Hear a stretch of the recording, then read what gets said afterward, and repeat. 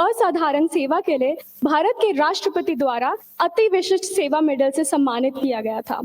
1971 के युद्ध के दौरान आपको सेना मेडल से सम्मानित किया गया। आपको 2 मौकों पर सेना अध्यक्ष और सेना कमांडर द्वारा प्रशंसा पत्र भी मिला है। वर्तमान में आप देश के प्रीमियम संस्थान जैसे IIS, south Asia study centre, JNU, Delhi university इत्यादि में रक्षा, राष्ट्रीय सुरक्षा, अंतर्राष्ट्रीय सुरक्षा, मानव अधिकार से संबंधित मामलों में आप आमंत्रित वक्ता के तौर पर सक्रिय हैं। आपने 6 CPC में महत्वपूर्ण योगदान दिया है और सभी बैंकों के कल्याण के लिए कई पहल शुरू करने में आपका योगदान रहा है। आपसे अनुरोध है, कृपया कर मंच पर आएं और सभा को संबोधित करें।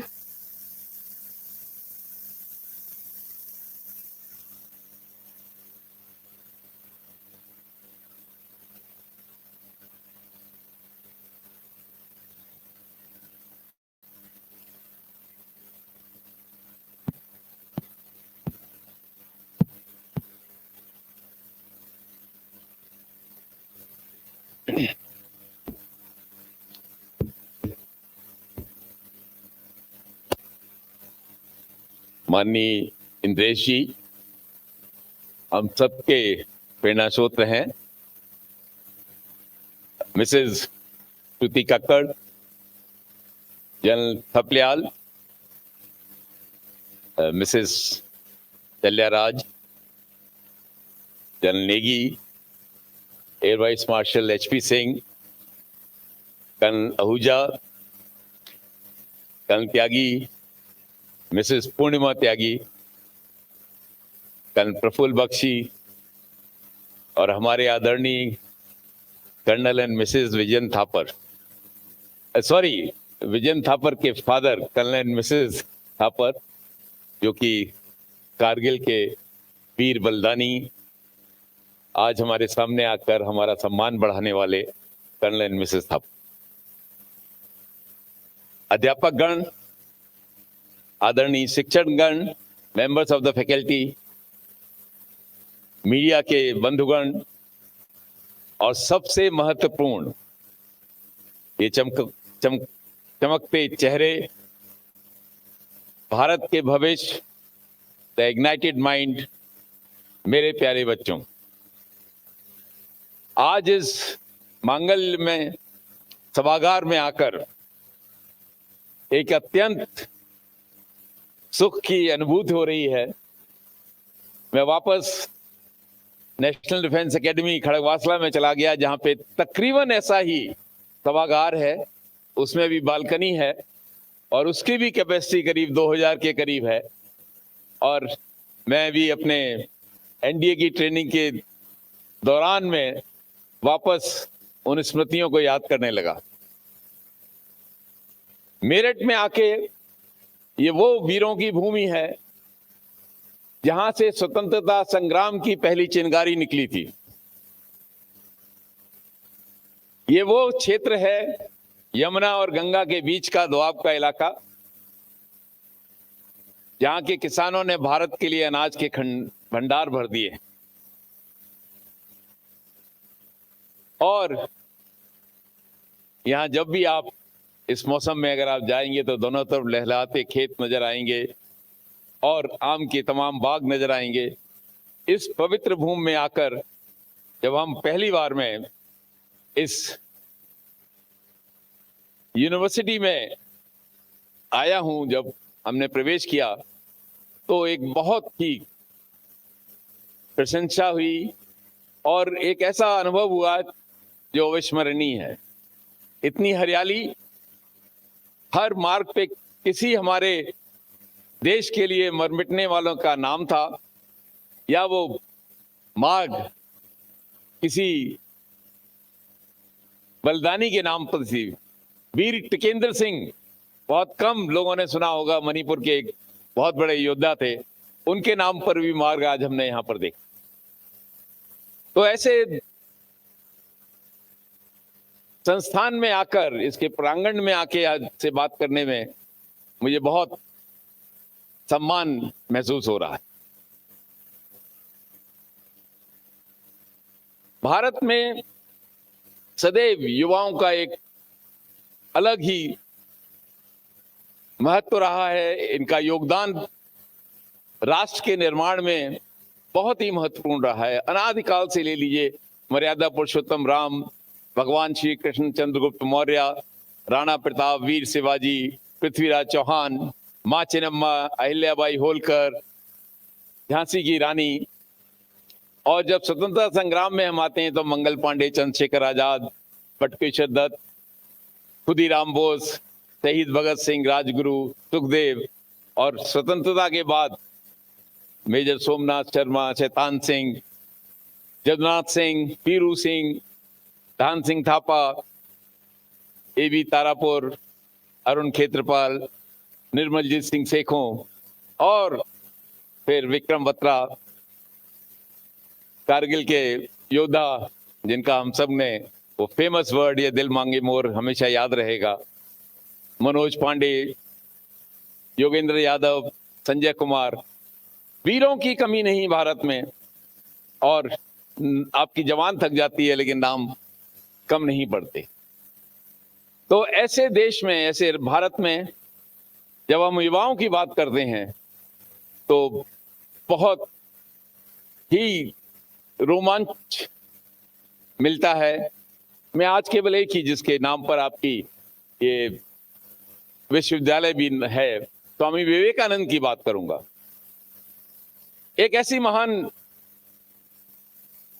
हस्ती थी जो 39 ईयर्स की एज पे, उम्र पे इस विश्व को छोड़कर चले गए, लेकिन उस 38 ईयर्स में उन्होंने जो देश को दे दिया, विश्व को दे दिया, वो आज भी पूरा विश्व याद करता है। उनके लेखन के ऊपर रिसर्च हो रही है, उनके भाषणों के ऊपर लोग अध्ययन करते हैं, और घर घर में स्वामी विवेकानंद की आपको आज भी फोटो मिल जाएगी, और उनका अनुकरण करने के लिए हम सब हमेशा उत्साहित रहते।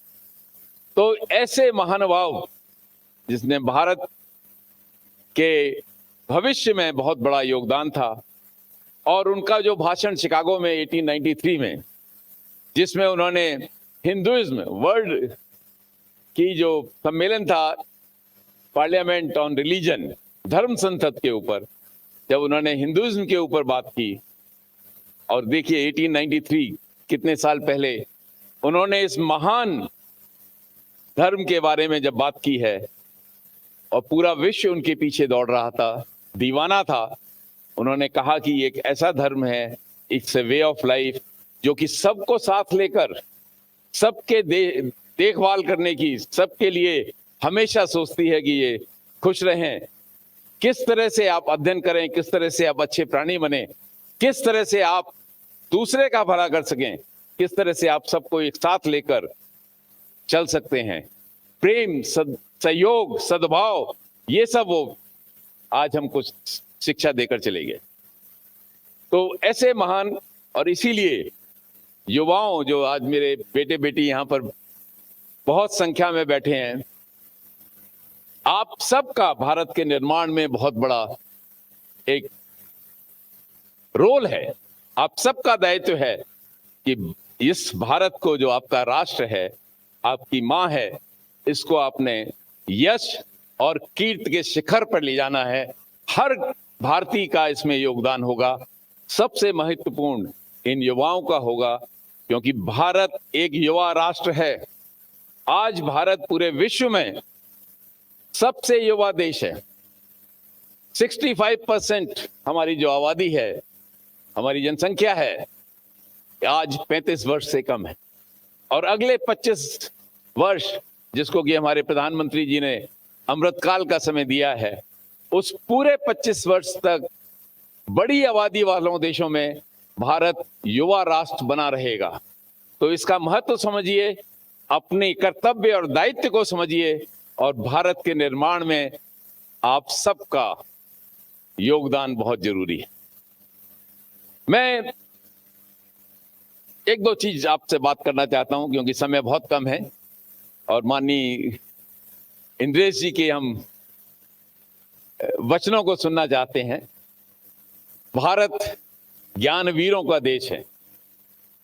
ये धरती ज्ञानवीरों की है, आज से नहीं, सुश्रुत के जमाने से, आर्यभट्ट के जमाने से, भास्कराचार्य के जमाने से, चाणक्य के जमाने से, वेदव्यास के जमाने से, और फिर अगर आप C V Raman, Rabindranath Tagore, doctor APJ Abdul Kalam, और आजकल अगर आप लें तो सत्या नडेला, सुंदर पिचाई, पराग अग्रवाल, और नासा के जो 50% साइंटिस्ट आज भी इंडियन ओरिजिन के।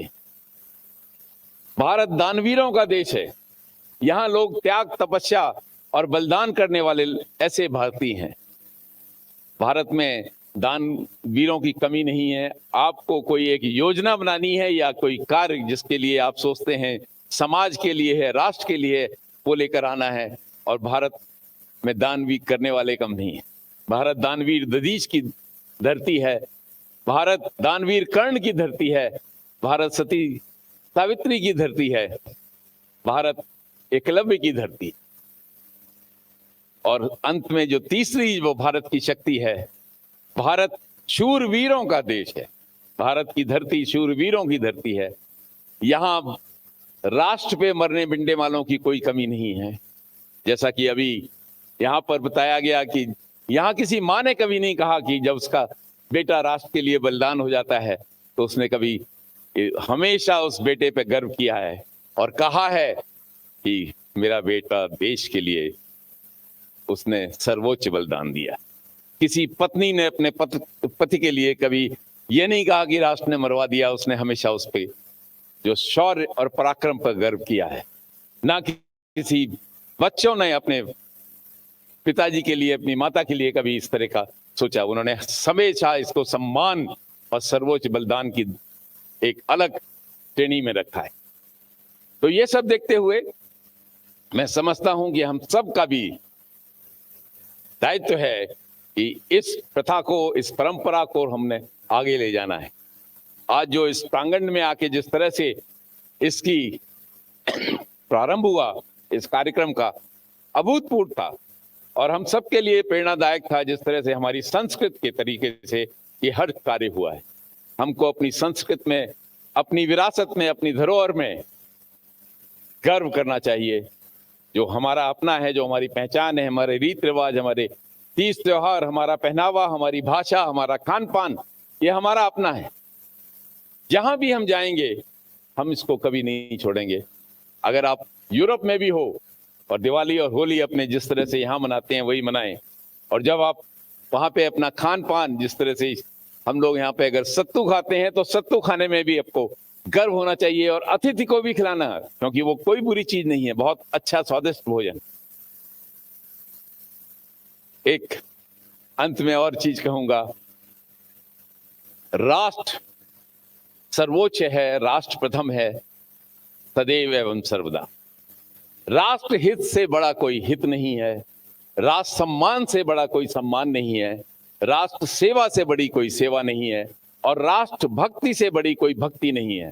जब राष्ट्र का सम्मान का, संप्रभुता का, अखंडता की बात आती है, जब राष्ट्र पे संकट आता है तो पूरे राष्ट्र के जितने भी भारतीय हैं वो सब उसमें अपना दायित्व निभाने के लिए तैयार होने। हर एक का, जब कॉम्प्रिहेंसिव नेशनल पार्क की बात आती है, वो यही है कि हर भारतीय का राष्ट्र की संप्रभुता, अखंडता, राष्ट्र के निर्माण में योगदान होना चाहिए। इसलिए मैं यही कहूंगा कि जो भरा नहीं है भावों से, जिसमें बहती रसधार नहीं, वह हृदय नहीं है, पत्थर है, जिसमें स्वदेश का प्यार नहीं। आप सब ने भी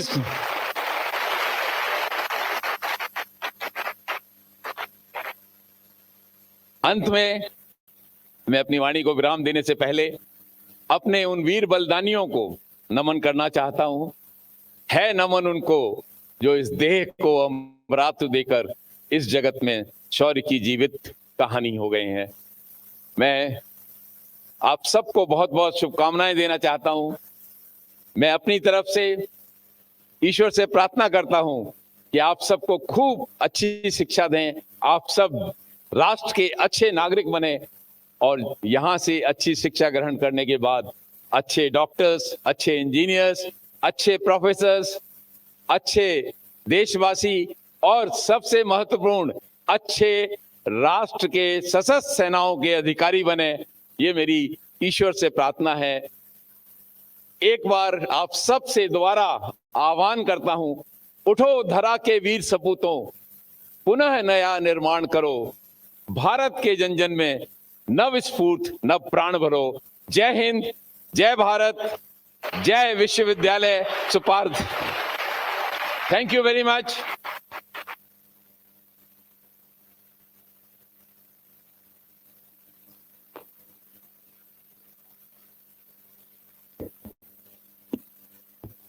सभा को भारत संस्कृति एवं देशभक्ति से परिपूर्ण करने के लिए आपका धन्यवाद। अब हम आपका परिचय कराना चाहेंगे Air Vice Marshal HP Singh ji से। वीर चक्र, विशिष्ट सेवा मेडल, सेवानिवृत्त, वर्तमान में वरिष्ठ उपाध्यक्ष अखिल भारतीय पूर्व सैनिक परिषद। महोदय, आपने 37 वर्ष भारतीय वायुसेना में अपनी सेवा दी है। आपने अपने करियर के दौरान कई प्रकार के परिवहन और युद्धक विमान उड़ाए हैं। सन 1965 के ऑपरेशन और 1971 के भारत पाक युद्ध में सक्रिय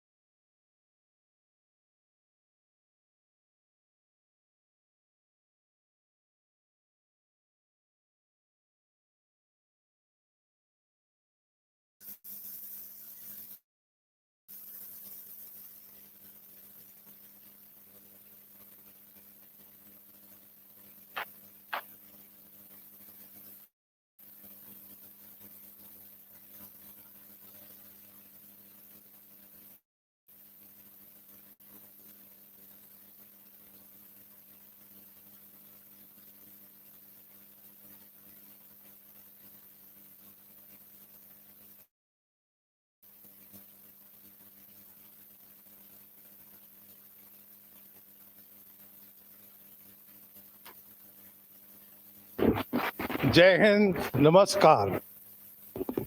हमारे माननीय अंद्रेश जी, मैं दो लफ्ज उनके लिए पहले कहूँगा कि मेरा सौभाग्य था, उनके साथ 12 साल मैंने काम किया और उनके साथ या उनके अंडर जो मर्जी कह लीजिए, पर दो चीज मैं जरूर कहूँगा उनका। A great leader, not because I have to any benefit, a great leader जो एक बार डिसाइड हो जाए वो होके